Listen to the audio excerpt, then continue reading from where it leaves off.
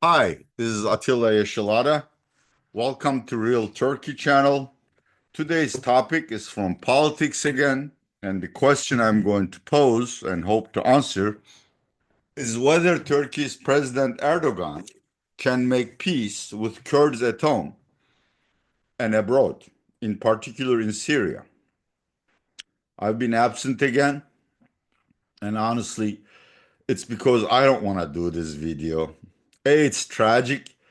B, it's so damn convoluted that I'm going to be rambling another 25 minutes. As a content creator, I want to get across and want my audience to understand the issues, the parameters, the variables, and ponder upon my conclusions.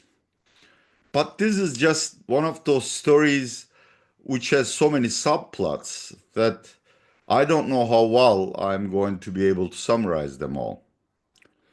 This is the issue.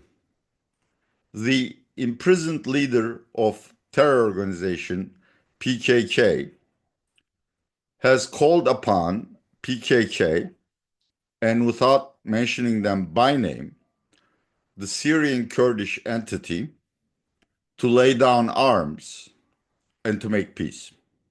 For PKK, he added that it has outlived its usefulness and should dissolve itself. The Kurdish-Turkish conflict, both its military aspect and the antagonism between the majority ethnic Turks and minority Kurds, has a long history. There has been many episodes, the latest of which started in mid-1980s when Öcalan founded PKK and started attacking Turkish military and civilian targets. Turkish military came very close to ending PKK in the interim, and Öcalan was apprehended abroad in Kenya, I believe, and he has been serving a life prison term, so almost for 30 years. But the terror never ended because it wasn't the root cause of this conflict. The root cause of the conflict is that Kurds feel like second-class citizens. The situation is very similar to how Afro-Americans felt in the United States before the civil rights movement and the progressive legislation that resolved at least some of the issues. Only in Turkey, very little effort was made. It is true that there is a party which represents the Kurdish constituency, DEM, but its predecessors have been shuttered several times, and most of its Congress people and top politicians have served long prison terms. In fact, a presidential contender and the charismatic former leader of HDP, which was the predecessor to DEM, Selahattin Demirtas, among with hundreds of other Kurdish politicians, still serve prison terms, even though European Court of Human Rights has ruled that this is actually political persecution and there is no reason to keep him in prison. He's only in prison because he's a rival to Mr. Erdogan as a future leader of Turkey. The latest episode started around 14 years ago with the onset of the Syrian civil war, which the Syrian Kurds used as an opportunity to establish their autonomous region. They, by the way, live on the eastern side of Euphrates in a region that abuts Turkey and Iraqi borders. Roughly 2.5 million of them, but we don't know how many of them because there has never been a census. That Kurdish entity is very closely affiliated with PKK. It has various names. The Kurdish entity itself, a coalition, is called PYD-YPG. But there's an umbrella organization called SDF, Syrian Defense Forces, which presumably includes other ethnic groups in the regions, like Turkmenis and Arabs, but it's as authoritarian as the Turkish regime is or the Iraqi Kurdish regime is. Democracy is really not favored in this part of the world. Turkey has claimed that PYD-YPG is actually another name for PKK and does pose a secessionist threat to Turkey, a view I don't share. But this is the political reality of it. Also, roughly around the same time, Turkey developed its military drone industry, and PKK, which is active in northern Iraq, has been decimated. As a result of which, it transferred most of its assets to Syria and sort of merged or submerged into the Syrian Kurdish entity. Now that the Assad regime fell, the Syrian Kurds want autonomy, like their Iraqi Kurdish brethren. Bahçeli, President Erdogan's national ally, who's 77 and reportedly in poor health, but these are just rumors, actually is an extremely clever statesman.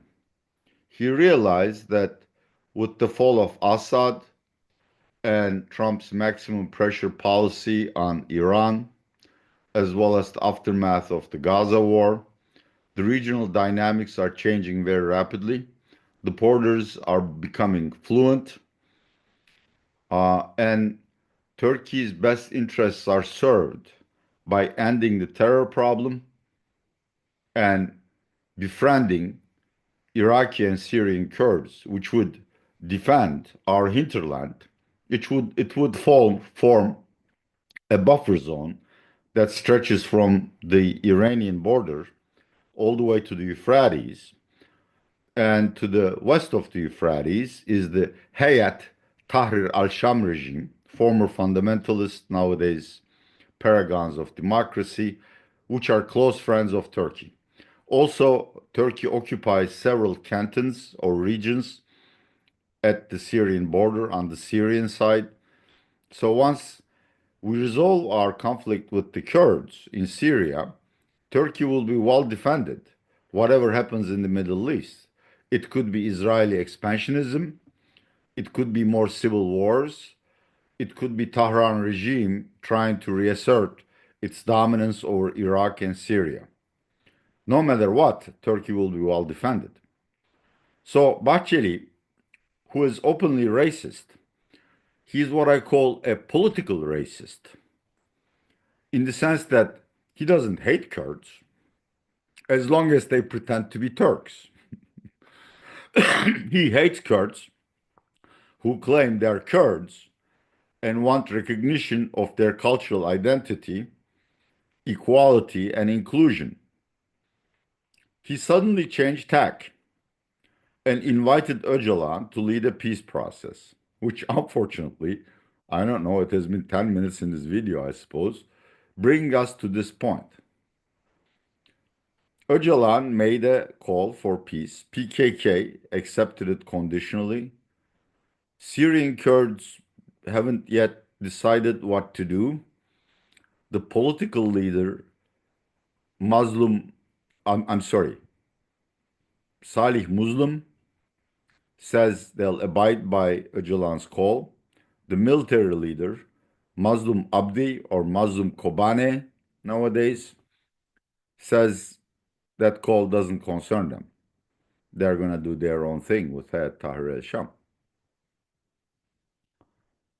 Nevertheless, there is hope that PKK will, at least superficially, lay down its arms.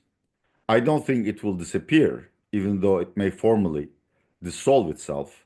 It will probably migrate to the mountains of Iran, which also has Kurds, and offer its services to Trump to create trouble for the Mullah regime.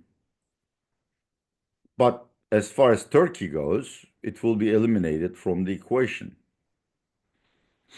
The Syrian Kurds are refusing to disarm and merge their military wing with the national army Hayat Tahrir al-Sham is establishing, I think mainly because they are supported by Israel, and Israel is lobbying Trump administration hectically to make sure Trump doesn't withdraw American troops from Syria. If American troops from Syria withdraw, the Kurdish entity there, the Kurdish minority, doesn't have a chance against the Turkish Air Force, very angry Sunni Arab tribes, all heavily armed, and of course the aggression of Hayat Tahrir al-Sham. It will be decimated. I really don't know whether Trump will listen to Israel. I am sure Israel has more lobbying power in Washington, D.C., and Netanyahu is closer to Trump's ear than Mr. Erdogan, though Erdogan and Trump do have a friendly relationship. But that's not the point. Trump has conflicting priorities. He also wants to get out of foreign wars, of which Syria is the most intractable one. So I wouldn't rule out Trump pulling out the American soldiers, the GI Joes and Janes, not because he's closer to Erdogan than Netanyahu, but simply because his foreign policy priorities inspire, inspire him to do so. So let's assume, to be able to move forward in this video, that PKK disappears and Syrian Kurds are disarmed and hopefully merge peacefully into the national government being formed. This will allow Erdogan to call upon his party, AK Party, Bahçeli's nationalist MHP, and the pro-Kurdish Rights Party, DEM, to convene to write a new constitution. The alleged aim of this constitution would be to create a more democratic and equal society, which would be perfect. Unfortunately, while Bahçeli may truly believe that this is what the end game is, there is strong suspicion by experts shared by me that Erdogan's actual goal is not to give Kurds their just demands, which is equality and inclusion. They just want to be treated like first-class citizens. They don't want their mayor sacked on flimsy terror charges. They don't want their politicians to languish in prisons. They want better economic opportunities, a bigger allocation from the central budget. The Kurdish region is the most underdeveloped in Turkey. Obviously, they want more state infrastructure spending. And all barriers to political contest and language training and their ethnic identity to be eliminated. I don't think Erdogan is ready to grant any of these. His sole purpose for wanting to write a new constitution is because he's a lame duck. According to the current constitution, he needs to retire at the end of his current term, which expires in May 2028. So, from the onset, all the actors in this play have different motives. Kurds like peace because without PKK, DEM party will be able to reach out from its Kurdish base to urban left-wing Turkish voters. It would become a national party. And clearly, there would be no reason to persecute Kurdish politicians because of alleged affiliation with terror, simply because the terror threat is eliminated. The reason why this process won't work is Erdogan does not want to create a democratic society. Currently, there is a very comprehensive witch hunt in Turkey. A lot of CHP mayors are targeted. CHP's leading presidential candidate, Ekrem İmamoğlu, is under 4 indictments, all of which call for a political ban. So, if he's found guilty of any of these charges, which are as silly as insulting a public official, he will not be eligible to contest Erdogan in the next political election. CHP may be entrusted to a non-political trustee because there is also a probe whether its last Grand Convention was valid or not. There are multiple accusations of delegate buying, all of which advanced by people who claim to be members of CHP but are actually trolls or disgruntled CHP members. But who cares? Erdogan controls the judiciary. So, judging all of these evidences, it's hard to say Erdogan is ready to democratize the society and to end the suffocating oppression on all segments of the society. I mean, it's not only political figures and even political journalists or political content creators. I mean, I am one. I don't like Erdogan, but I'm small fry. I'm sort of like D-list, so they haven't come after me so far. But big names are either under indictment or being investigated for aiding and abetting terror. A casting agency CEO is in prison. The CEO of Zorlu Holding, a conglomerate, has been briefly arrested because he instructed his employees not to be too, how should I call it, rambunctious in celebrating the holy month of Ramadan because they're a multinational company. When you are pursuing such a comprehensive and relentless witch hunt, it's difficult to argue, even if I'm trying to be objective, that Erdogan would settle for a democratic society. So I'm afraid these negotiations will either not start because the Kurds, the Dem party, would have prior conditions before taking its seat at the table, which would be release of political prisoners like Selahattin Demirtas, new legislation ending the practice of sacking their mayors and replacing them with an AKP-appointed trustee,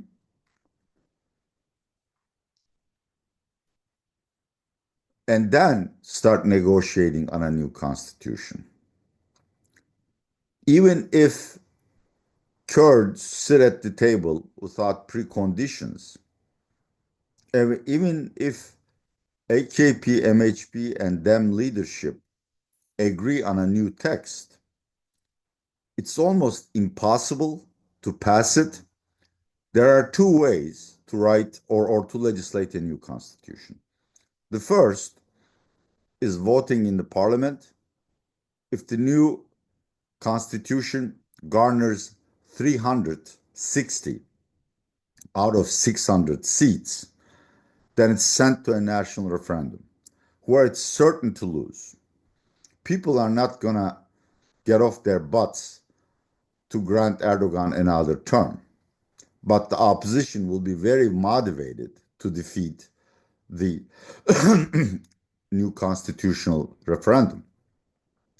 It could also pass directly in the parliament without recourse to the public vote with 400 votes, 400 out of 600. The problem there is the constitutional balloting is secret, and in the past we have seen several events where even though there is agreement at the leadership level, backbenchers have revolted and have secretly voted against these amendments. And if an amendment is struck down, it cannot be reintroduced for any reason for another year. So these are the odds facing Erdogan. I don't think it's going to get anywhere. There will be a period where Turkey will be free of terror. But I'm afraid the possibility of Kurds ever gaining their just demands for equal citizenship and economic prosperity is simply not on the horizon. Okay, wow, I don't know how many minutes this has become, and I don't even know whether I made sense. I have frequent conversations with multinational companies, global fund managers, banks on these issues, and I always leave these conversations with the feeling that I've completely failed my job. I hope I made sense. I appreciate your comments. I apologize one more time for being absent. I will try to be more punctual and try to drop at least a video a week. And of course, you know, the routine, just subscribe and share it with your friends who are interested in Turkey. This is Atilla Yeşilada for Real Turkey channel, who is saying goodbye from Istanbul.